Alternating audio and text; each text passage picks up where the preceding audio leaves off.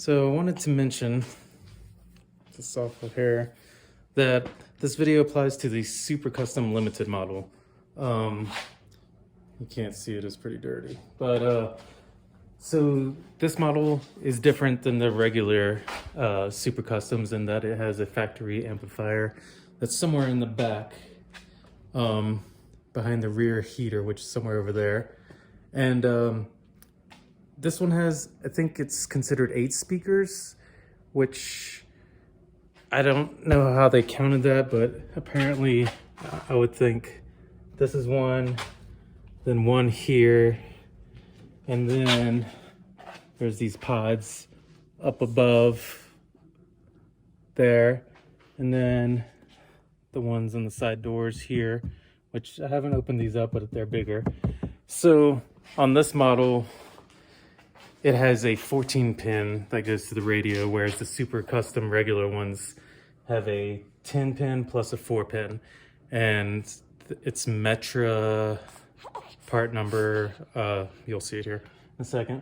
But yeah, so that's the difference. So the Limited actually has the harness go wire everything back to the amp, and then from the amp goes to all the different speakers. So it's a different setup, and you'll need a different harness to work with that, which I will try and figure out in this video.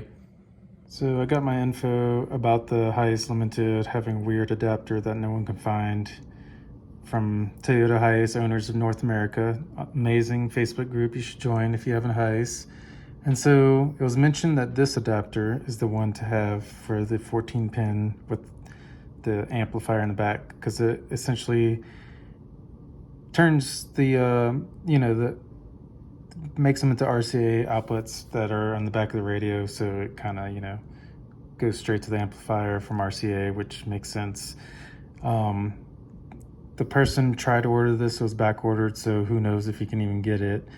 It might be easier to just rewire your van if you can't find an adapter harness, or if your van didn't come with one. So I found the pinout from the stephenmason.com for that harness, but of course I can't guarantee this works because I don't know anyone who actually got this harness. But if you want to try, here it is. Let's see what happens, because it seems like this is a hard to find item. But for non-Super Custom Limiteds, you would get this harness, which is, I think I said earlier, it was a 10 pin 4 pin, but it's 10 pin 6 pin. So this is the one you want, and it's been confirmed by multiple people to work on the non-limited models without the 8 speakers and little amplifier in the back. So yeah. Howdy folks. So today I'm gonna show you the install of a Apple CarPlay radio into my 95 Hiace here. It came with this crazy, not crazy, but old school from 2012 Eclipse stereo. And it's pretty cool because it still shows that I'm in Japan land. And I can't read a lot of the stuff, but it does have an iPod thing, which I have hooked up now and hidden under the cup holder area. This little guy. So that's been convenient. But besides that, all I have left is this Japanese, like, 100 top hits or something like that in here. And I don't know, it's weird. But how do you eject? Yeah, best. But it's a pretty cool radio for its time. I just really can't read anything on it, so it kind of sucks. Now it's broken. Anyway, I'm gonna be replacing it with this nice Sony, what is it, AX 3000 unit, and it's got CarPlay, so I'll be able to do more cool things and know what's happening. So to get started with this, we'll need to take off all this dash trim pieces. To make this easier, it's nice to put the key in. and then it pushes the steering wheel down, so we'll be able to pull this out. Or else it gets kind of tight and annoying. But also, so we'll start with underneath here. There are 2 screws under here. Mine only has 1 in it right now, but you'll take that out. And then there's one on this side. We'll take off. And then this whole bottom piece comes off. And then there's a screw hidden here to hold this piece off. And then you got 1 screw there and 1 there. And then the rest of this whole area kind of is snapped on. So I'll show you how that all comes off in a bit. And then you gotta undo this 1 plug for the light dimming switch. And then the gas tank lever just kind of comes out of there. And then I upgraded these speakers here with some Pioneer 4-inch that fit just great in the little spot that I guess had a factory shitty speaker. Mine were actually missing, so I don't know what they look like. But yeah, it's a decent little speaker. No bass, but it is a 4-inch. So now you'll see we got that screw right there holding this. So we'll take those 2 and that one and then kind of pop the rest off. But on this side, oh yeah, there's 1 more screw. Almost forgot. It's hidden under this vent. Do the idle up switch that's on that side.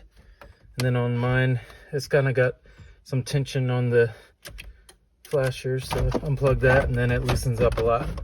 And then you can pretty much take it out the way. So now it helps to unplug all these controls.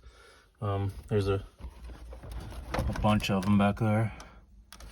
So once you do all that, it's pretty hard to mess it up and put them in the wrong spot. So you should just be able to unplug them all and get this thing out the way. All right, it's free. Chill with little Grogu. All right, so now pretty much just have to rip out the stereo. For this, I'll take out the key since we don't need that.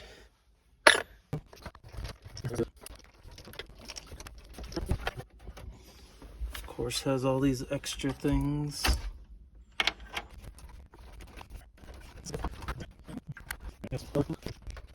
But the radio's out. It's got a lot of interesting plugs I've never seen. All right.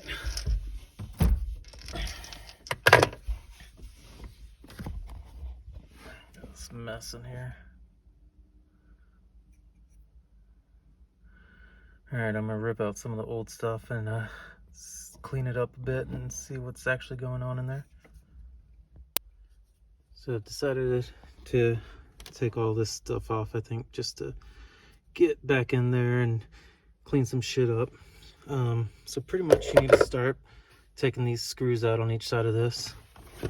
Pop out these side consoles because they hold it in on the side here.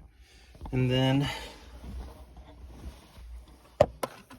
pull up like that on each side. And then you can pretty much get this thing out of the way with some finagling. We'll update you once I get it all out.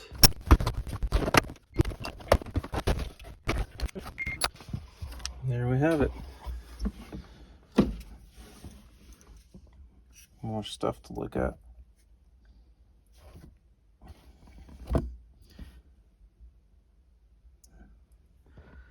Alright, well, I'm gonna clean up some of this mess and then see what we're left with van side.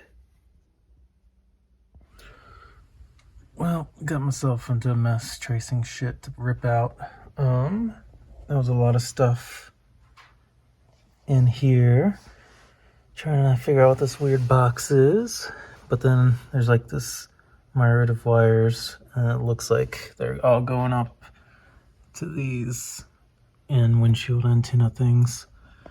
So I guess I'm gonna rip all that out, but I won't show you that. All right, this is the 95 Super Custom Limited. So this was the plug that was into the harness. I'm guessing maybe these other ones might have been for the stock radio or something, but I've heard people mention there was a couple plugs, and then one was further down, and that's this one. And then that was plugged into this harness, into this weird thing there, which this side wasn't used. And this is a part of this unit, which is interesting. And that was all zip tied down in there. So these two to go together, and then it all both tie into this Eclipse harness that was with the car. All right, so here's the harness that came out the car. So this plugged into the van plug, and it looks like this pair of wires goes to this guy and probably converts the high level audio to low level audio, I guess. Something like that, because I've seen something similar like this for a Toyota head unit that had like the factory JBL audio. And yes, or I guess opposite. So this is from the head unit, goes to this, converts it to the low level for the amp into the wherever it is back of the van. So pretty simple. I'm cutting off this thing. Gonna replace it with this one for the new radio. And yeah, should be pretty straightforward. Everything looks labeled-ish. The only thing is they had wired the accessory power somewhere else, and then I think this is some control B for, I think it was to turn on some remote monitors that used to be in the van or something like that. Anyway, I'm gonna cut this shit off and start splicing the new one in. I'm using these Posi-Twist connectors. These are pretty cool. I like them. Pretty simple. I stumbled upon them when I ordered something from Crutchfield, and there was an accessory add-on. I was like, I must have that. And it's super simple. All right.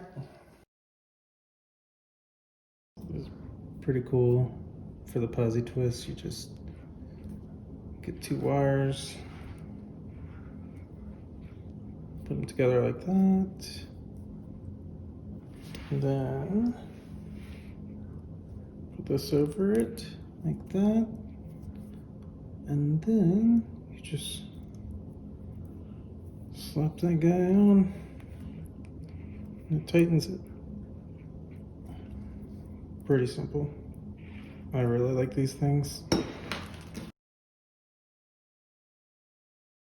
Alright, all done.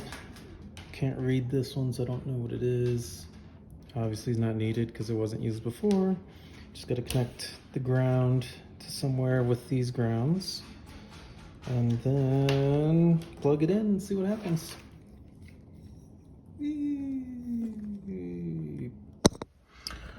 Alright, now that I got it all cleared up, just have to connect the harness I just made to this antenna plug, and I'm gonna put the ground here.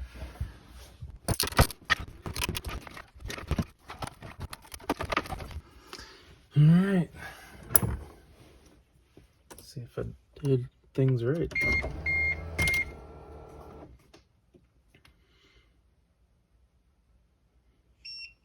Nice. Alright, well, I'll get this thing hooked up and then CarPlay it, and we'll be on the way.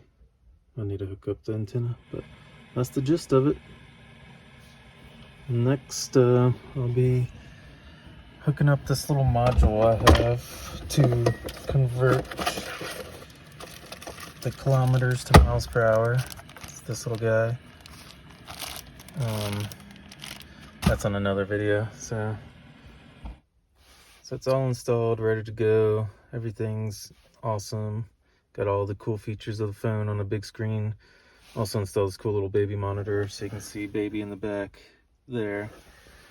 But yeah, I chose this radio mainly for my van just because the buttons are on the bottom and easy to reach for me, I guess, compared to a lot of the radios. All the controls are on that side. So that was one of the reasonings. But yeah, it's all good, ready to go. Highly recommend CarPlay. Whee!